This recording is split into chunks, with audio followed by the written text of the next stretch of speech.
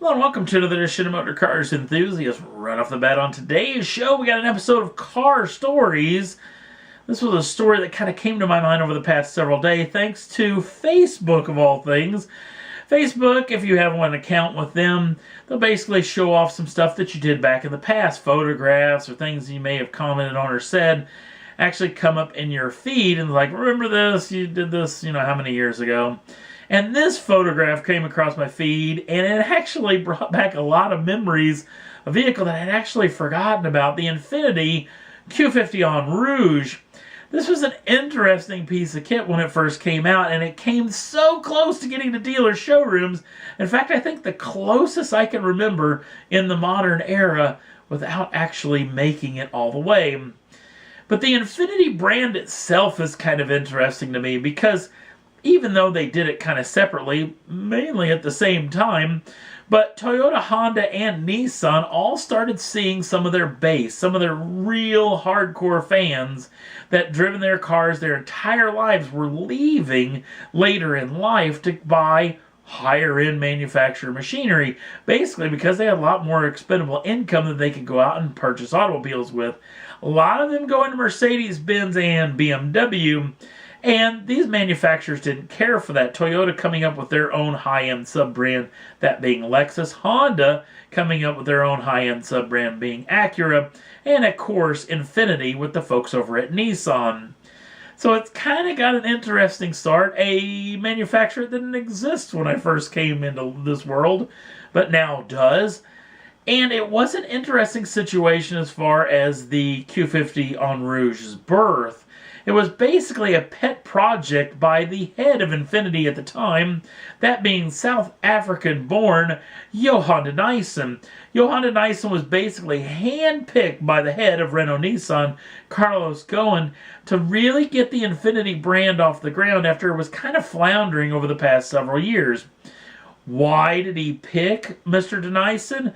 Well, there was a time, and maybe a lot of you don't remember this, but there was a time when Audi wasn't the powerhouse that it is today. Basically, BMW and Mercedes-Benz were the big dogs, and Audi was kind of this little pup, maybe a little brother, kind of hanging out at the feet of those two big brands. But thanks to Johan de Dyson and a lot of the people inside of Audi, it's now the biggest of the biggest, almost a lot of times thinking of as higher end, or at least more desirable than Mercedes-Benz or BMW. A lot of you may think differently in that particular situation. But this was an interesting deal. He left Audi, came over to Infiniti, and the Q50 on Rouge was basically born. Now, if you don't know about this particular car, this was basically a four-door GTR. What Infiniti had done is they'd used their inside information, that being from the folks over at Nissan, taking the twin turbocharged over 550 horsepower V6 along with that trick transmission with the launch control, the all-wheel drive system, the excessive braking system, as well, all the real good parts of the GTR, and just jammed them up underneath this Q50. It basically weighed the same, but you got to take along more friends, being as with a four-door machine, or you could scare your kids on the school run. This was a pretty cool piece of kit. In fact, this got way up into the production line. A lot of the R&D was done.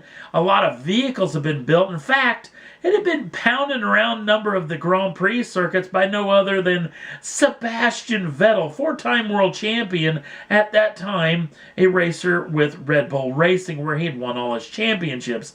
Infiniti was a major sponsor inside of that organization, even though they were actually powered by Renault, which is still under the same umbrella.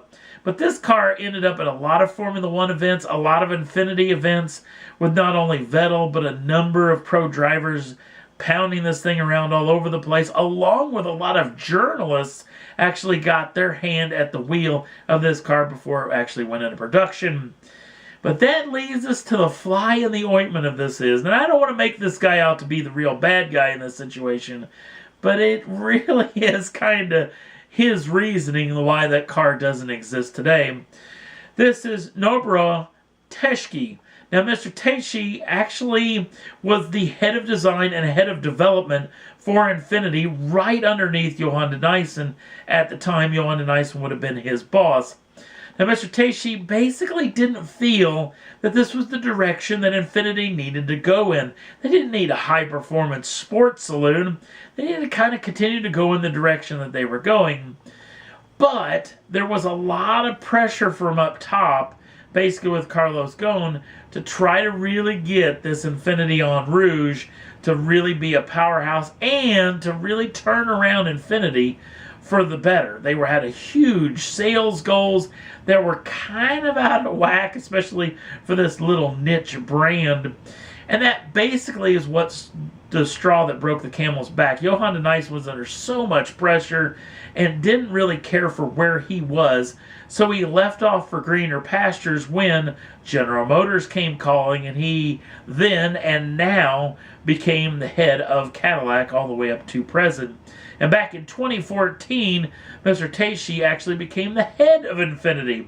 Now, because those two butted heads, and because he didn't feel that this was a good direction for this company to go in, the Q50 on Rouge end up in the annals of history, never to be seen again, which is kind of sad. This was a super cool car. I'd hate to think how much money Infiniti actually invested into this project to just have it go away. I can't even remember in the modern time that a vehicle like this could get so close to production. And it had some troubles, no doubt, mainly with the En Rouge name. I wasn't the biggest fan of that name, didn't feel that a four-door sedan should actually take that moniker. That is a name of a section of the track at Spa-Francorchamps. Actually, the next stop on the Formula One Tour coming up in the next couple of weeks. It is an intense corner and actually a star of the Formula One calendar, along with all the drivers. And there was a lot of infighting, a lot of lawyering up over who actually owned the name, who was going to get royalty rights for every car that was sold. There was some talk that the car would not even have the En Rouge name. There was some talk that the car couldn't even be sold if it didn't have the En Rouge name. So it was a weird situation, but it's gone for good. Maybe someday it could come back again, but it's hard telling if that ever will happen. This is a car that had so much promise, so much hope, and it was snatched away from us at such an early age. Never even got a single one of these. I'm assuming all these cars were probably crushed after this deal. So it's a sad situation that Spike could get involved in this. Not like there's a bunch of egos, higher-ups, and manufacturers out there. But it was definitely a public one indeed. Even there was a little infighting on the old Facebook machine afterwards that I was reading about just a handful of days ago. So it's sad to see the En Rouge is officially gone, but brought back a lot of memory when I saw that on the old Facebook feed. And that's all there was that we're talking about for this edition of Motor Cars Enthusiast. Don't forget to like us over on the Facebook page. The link's down in the show notes. Also, if you'd like to subscribe to the channel, you can do so at any time and get the first dibs in the brand new shows as soon as they come out. Thanks for watching. We'll see you again real soon.